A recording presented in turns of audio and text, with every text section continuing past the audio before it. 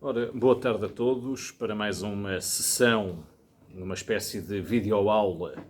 dedicada hoje a Camilo Castelo Branco e a Eça de Queiroz. Aula sobre Amor de Perdição, a novela passional de Camilo, e o romance de Eça, Os Maias, duas obras-primas da ficção portuguesa. Estas sessões inscrevem-se no âmbito da campanha de angariação de fundos para a Livraria Barata, na tentativa de a comunidade dos bairros de Alvalade e do Arieiro, e, na verdade, na tentativa de que a cidade de Lisboa possa aderir a esta boa causa e ajudar a Livraria Barata a permanecer na cidade de Lisboa. E uma vez que estaremos ainda nos próximos domingos com ações deste género, com conversas com escritores, editores. Amanhã já, no domingo, teremos aqui uma conversa com Isabel Alçada, às 17 horas. Pois bem, uma vez que estas ações estão pensadas para ajudar esta loja com história, é nosso apelo nesta reta final, é nosso apelo veemente que ajudem a Barata, que investiguem, que pesquisem, que vão ao site ou ao Facebook da livraria e se informem sobre o modo como podem ajudar a Livraria Barata. Antes de dar esta sessão, estes primeiros 20 minutos sobre a novela de Camilo, queria lembrar também, já agora, que neste tempo que estamos a viver, em que muitos se encontram em casa, pais, professores, alunos, há um pouco a tentação de pensarmos que a solução, por exemplo, para as questões da educação e da promoção do livro e da leitura passa exclusivamente pelo digital. Não obstante o paradoxo de estar a falar justamente a partir de uma plataforma digital e não obstante aparecer hoje no Facebook da Barata e no YouTube, reparem que o lugar que escolhemos propositadamente para oferecer aos alunos estas sessões é um lugar com livros. É um lugar recheado de memória e tradição. E é justamente a partir dessa noção viva da memória e da tradição, dessas noções vivas, desses conceitos vivos, que iremos percorrer nestes primeiros 20 minutos e depois numa outra sessão de outros 20 minutos, O Amor de Perdição de Camilo Castelo Branco e Os Maias de Eça de Queiroz, acreditando, enfim, não ingenuamente, mas acreditando que a maioria dos alunos terá lido a novela de Camilo e terão lido o romance Os Maias. Bom, sobre a novela de Camilo Castelo Branco, eu julgo que para efeitos de exame, de preparação da leitura e daquilo que é, no fundo, a preparação dos leitores depois de 12 anos de escola, faço aqui um parênteses para regressar depois ao ponto inicial. Fala-se muito hoje da crise do livro, da crise no mercado editorial, da crise nas livrarias, porque não há leitores. De facto, alguma coisa ocorreu, e não foi boa, para que muitos editores, livreiros, autores, considerem que estamos perante uma crise, já de há algumas boas décadas a esta parte, uma crise profunda no que à leitura diz respeito. Eu creio que o regresso ao livro só é possível se todos juntos, editores, livreiros, professores, Ministério da Educação, fizermos um discurso contrário àquele que, infelizmente, a ideologia imperante, tecnocrata, tecnológica, vem fazendo. A solução não passa, a meu ver, por insistirmos em dar aos alunos exatamente mais computadores. A política deveria ser, a meu ver, a de harmonizar a oferta que se possa dar neste tempo excepcional oferta, enfim, de aparelhos, computadores que possam levar os alunos a estudar em casa através das ditas plataformas digitais, mas não podemos esquecer que o que faz falta a uma geração inteira de alunos que estuda na escola portuguesa, pelo menos desde o final dos anos 90 até hoje, ou pelo menos desde os anos 2000 para cá, o que lhes faz falta é verdadeiramente o contacto com o livro, o contacto com a memória, com a tradição literária, o conhecerem os seus autores, porque, infelizmente, muito mais depressa nas escolas se apostou na modernização dos aparelhos, pondo, por exemplo, computadores nas bibliotecas escolares, em vez de, a meu ver, se ter feito uma verdadeira política do livro que levasse os nossos adolescentes a ler não só as obras literárias, mas crítica, ensaio, pô-los em contacto com o ensaísmo, o pensamento português. Razão pela qual, nesta primeiríssima sessão, nestes primeiros minutos da sessão sobre Camilo Castelo Branco, eu vou chamar a atenção para um livro que está hoje reeditado pela imprensa nacional e que pode ajudar os alunos, quiçá alguns professores, a entrar na obra de Camilo. Introdução ao estudo da novela camiliana, eu não sei se se vê bem, espero que sim. São 2 volumes. É a obra fundamental, ainda hoje, para percebermos o que é o Amor de Perdição. Ora, o Amor de Perdição é uma novela passional. Não resisto a ler-vos o que, numa excelente nota introdutória a essa obra, escreveu Esther de Lemos, outra grande ensaísta e professora, a propósito desta obra de Camilo, e talvez os alunos possam beneficiar justamente deste tipo de texto, do texto ensaístico, do texto crítico, quando entram nestas obras, porque é quase contraditório começarem a ler os Maias ou o Amor de Perdição, ou poetas, enfim, do cânon escolar, e muitas vezes parece-me que, dado que não compreendem a linguagem, a ideologia da obra, os temas, a intenção, fica difícil para eles lerem essas obras. Ora, um bom texto crítico, um bom texto introdutório que enquadre o aluno nas ideias, nos temas, no estilo do autor, pode ser de grande ajuda para quem, pela primeira vez, se confronta com estes clássicos da literatura. Escreve Esther de Lemos o seguinte: no seu prefácio à 5ª edição do Amor de Perdição, em 1879, escrevia Camilo: se porventura da mente em psicose eu reaparecer na sociedade do século XXI, talvez me alegre de ver outra vez as lágrimas em moda nos braços da retórica. E esta 5ª edição do Amor de Perdição, quase esgotada. Fim de citação. Escreve Esther de Lemos, logo a seguir: a menos de 20 anos do século XXI, este livrinho é de finais dos anos 80, portanto, a menos de 20 anos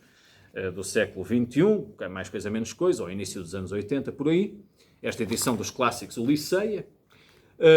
Esther de Lemos podia dizer, a menos de 20 anos do século XXI, não é a 5ª edição, mas a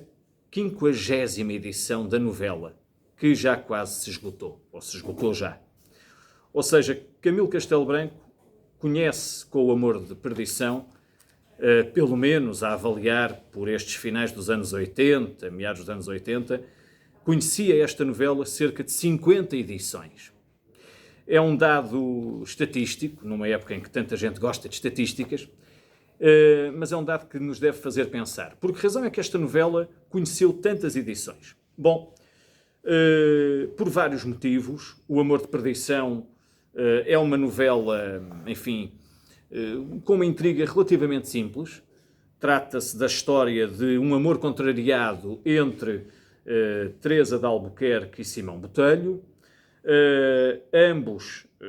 filhos de famílias inimigas, em especial de 2 pais que são símbolo, na verdade, de um facto, vamos dizer assim, da sociedade portuguesa que Camilo vai criticar, vai condenar. Eles são emblema, são símbolo do pai tirano, ou seja, de uma sociedade que, na primeira metade do século XIX, e não só, tem ainda uma rígida formatação patriarcal, machista, e, portanto, Camilo, como autor romântico, vai condenar esse poder do pai tirano, neste caso sobre dois jovens, Simão e Teresa. É, no fundo, como viram alguns críticos, alguns leitores do Amor de Perdição, é, no fundo, uma novela que, em torno do tema do amor contrariado, como que resgata ou reclama para a cultura portuguesa ou para a literatura portuguesa o mesmo tipo de intriga que nós podemos encontrar no Romeu e Julieta de Shakespeare. No fundo, Camilo ressuscita os Capuletos e os Montéquios e, portanto, no decurso da novela, o que é que nós vamos ter? Aventuras dramáticas, a desordem do chafariz logo no início, quando Simão nos aparece como um ainda anti-herói, porque Simão, na juventude, é verdadeiramente, com cerca de 15, 16 anos, é verdadeiramente um rapaz, enfim, impetuoso, movido pela fúria, não se dá com boas companhias, o pai despreza-o em virtude do seu temperamento fogoso, e, portanto, quando ele aparece na novela, logo no primeiro capítulo, nos primeiros capítulos, nós temos a desordem do chafariz, e Jacinto Prado Coelho, na introdução ao estudo da novela camiliana, a páginas 407 desta edição, da Imprensa Nacional, faz, no fundo, em 3, 4 pinceladas rápidas, a síntese da novela. No decurso da novela, escreve Jacinto Prado Coelho, sucedem-se as aventuras dramáticas do herói ou anti-herói Simão Botelho, a desordem do chafariz, a emboscada junto ao quintal de Tadeu de Albuquerque. Estarão lembrados os alunos dessa emboscada, no momento em que Simão vai visitar Teresa e surge-lhe ao caminho Baltazar com 2 capangas, com 2 guarda-costas,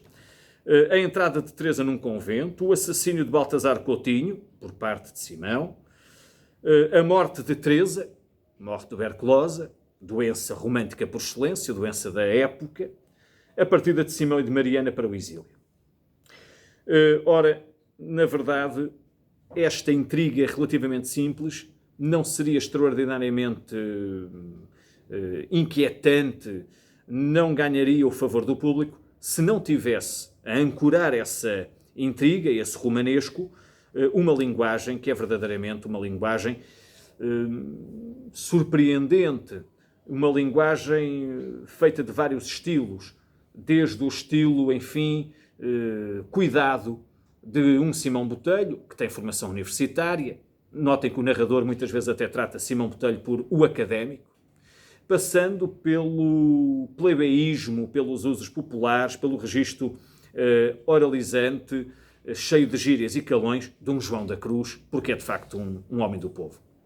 Na verdade, Camilo Castelo Branco consegue dar-nos no Amor de Perdição, como em muitas outras obras suas, através de registros de língua adequados à psicologia das suas personagens, ele consegue dar-nos um retrato muito aproximado de uma sociedade ou de uma comunidade que se diferencia até pelo modo como fala, sendo que a linguagem, como se sabe, é visão de mundo, não é? Ora, esta novela ganha então vários motivos de interesse, a começar justamente pelos aspectos, vamos dizer assim, de estratégia narrativa. E depois, claro, por aquilo que são tratamentos de registros de língua, tratamentos de psicologia propriamente dita das personagens. Reparem que Amor de Perdição, que é o título, tem um subtítulo. Amor de Perdição, Memórias de uma Família. O que significa que o aluno, perante esta obra, das duas uma, ou vai ler um pouco antes um texto de natureza ensaística, por exemplo, este do Jacinto Prado Coelho, e investiga sobre a novela passional em Camilo, ou então investiga sobre o que é o memorialismo, o que é o género memorialista, enfim, num verbete do Dicionário de Literatura Portuguesa, por exemplo, que bem falta faz nas escolas. Ser frequentado mais esse Dicionário de Literatura. E se este Amor de Perdição tem um subtítulo que é Memórias de uma Família, então nós temos aqui já uma espécie de pacto verdadeiramente romântico, no sentido em que o escritor romântico aproxima a prática literária daquilo que é o seu contacto com o leitor. Os românticos são autores modernos, vão querer que a literatura seja para o povo, em nome do povo, pelo povo, ou então não é literatura. Portanto, há uma dimensão de proximidade, de pacto entre o autor e aquele que o lê. E o facto de esta obra ter um subtítulo deste género, Memórias de uma Família, coloca a novela sob o signo do memorialismo. Ora, memorialismo, confissão, literatura do eu, é um projeto romântico de filiação do autor, conjugando a vida, Camilo Castelo Branco, e a obra literária, a novela Amor de Perdição. Eu gostaria de chamar a atenção para o facto de haver uma introdução breve à novela,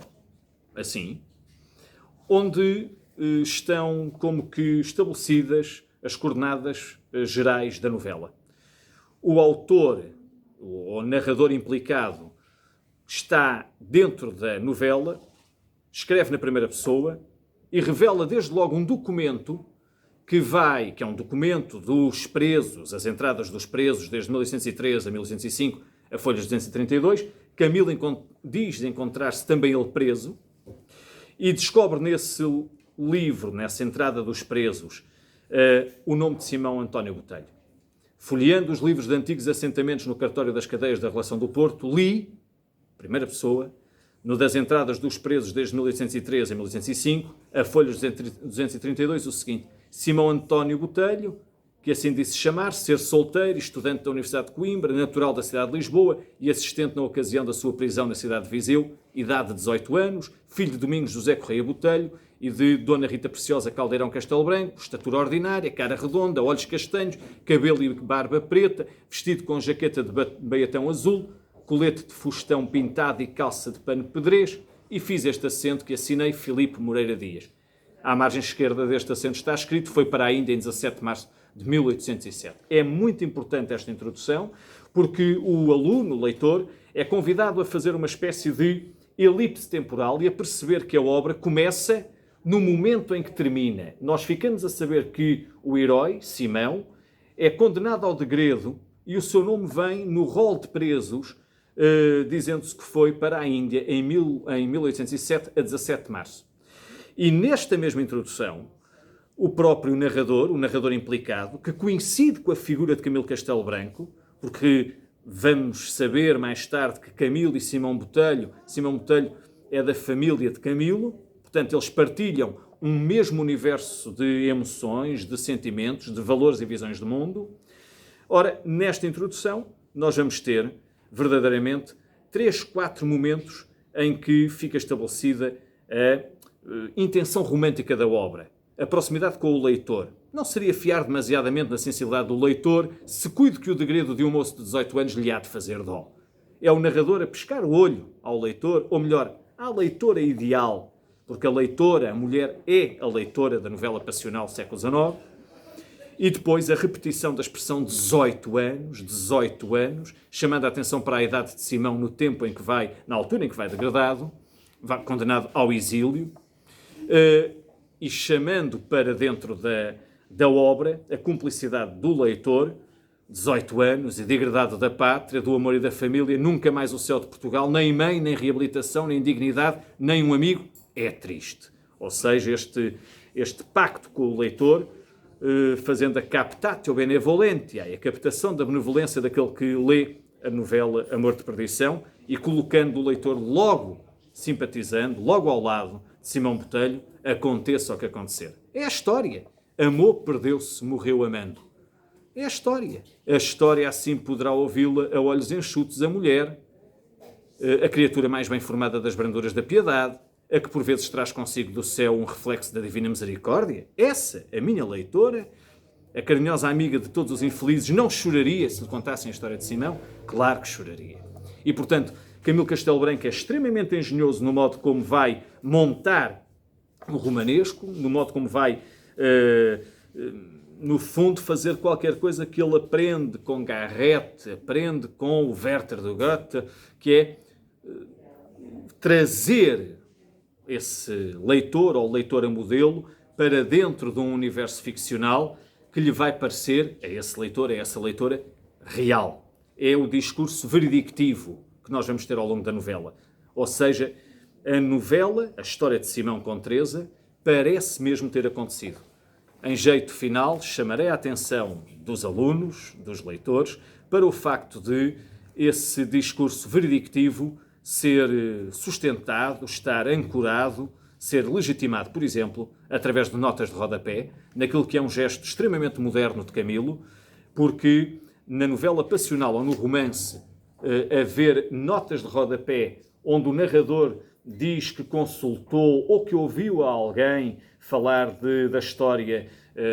de Marcos Botelho, irmão de Domingos, quer dizer, estabelecendo uma espécie de linhagem dos Botelhos como homens de temperamento furioso, mas isso vira em nota de rodapé, dizendo o narrador que leu ou que ouviu alguém dizer. Isto é extremamente importante porque dá à dimensão da ficção uma espécie de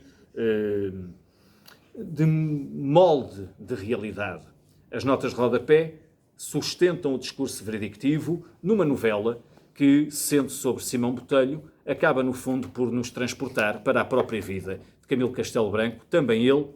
dizendo que, preso por questões amorosas, esteve preso na mesma cadeia da relação do Porto, onde o protagonista do Amor de Perdição também tinha estado. E por aí começa o grande desafio de relermos o Amor de Perdição, nessa conjugação entre vida do autor, vida ficcional contada, apontada a um protagonista que de algum modo é o alter ego de Camilo Castelo Branco, Simão Botelho.